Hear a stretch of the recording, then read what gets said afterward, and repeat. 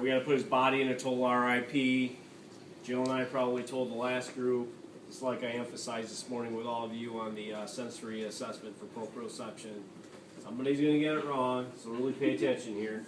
What we're going to do is we're going to bring the knees up. Go ahead and lift that up since you can. That's an RIP for the lower body. We may even have to hold it. And then Andy's going to interlock his hands. And he's going to then have the affected thumb on top, which he looks like he does. Good. Reach up, and that's his RIP for his upper body. Okay? So, RIP for the entire body. Getting out of that flexor synergy.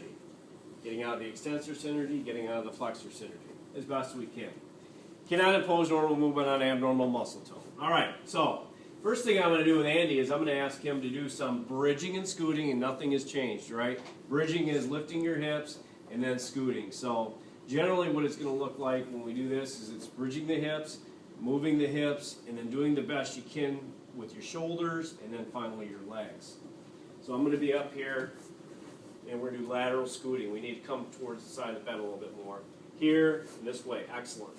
Now try and shift your upper body as best as you can. Good. Now we're going to try and position your lower body. All right, good. Now, what I'm going to do here is key points of control are going to be on the back of the lateral scapula for the most part, and we're also on the pelvic region. Okay? Here's what it is right here. So I'm literally on the back of the glenohumeral joint, I'm on the superior lateral scapula, and right on the pelvis.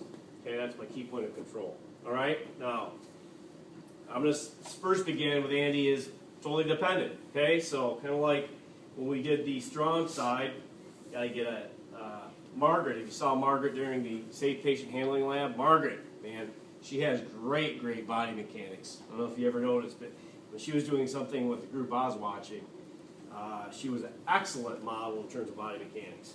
So we're going to get in here, close with our patient. Got to really reduce that conservation of H. Bend at the hips, bend at the knees. Get right in there. You might have to kind of get in there and literally suck your patient up a little bit.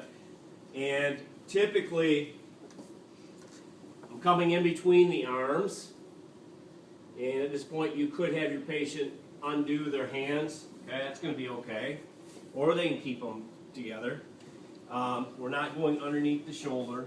Still just underneath here. Now, if Andy needs full help, again, it's going to be literally I'm opening up this angle. The key is I'm going to throw the legs off. Again, it's that momentum and up. And I'm on a step so he doesn't keep going.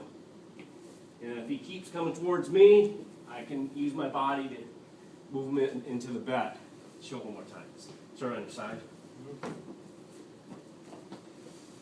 Get in there. It's boom. Use that momentum. Make that step. Okay? Go ahead and lie down now. If Andy can help out. Okay. Yeah. Key points of control at the hip, greater trochanter, and then superior lateral border of the scapula. We're here. Now I'm going to ask Andy, because he can help. Okay? I want you now to go up to this forearm. Can you do that? Right up to that forearm. Excellent. I'm going to try and help him do as much as he can for himself. What I also want you to do, Andy, you can't move this leg, your right leg. So what I want you to do, again, if he has function in his affected arm, okay, you're going to want to try and do that. If he doesn't, you're going to have to obviously work with it. But in this case too, I want him to take his strong leg as we come up, push it off, come up that way. All right? So if he does have function in an arm, he can come up to his forearm, encourage that. If he can't, you're going to need to give him that amount of assistance. And then again, if he can't, just take his right leg off the mat on his own, and he can do it with his other side. You can encourage that if you want to. Otherwise, you're doing most of the work for him. Encourage as much help that is appropriate from your patient as possible. Any questions?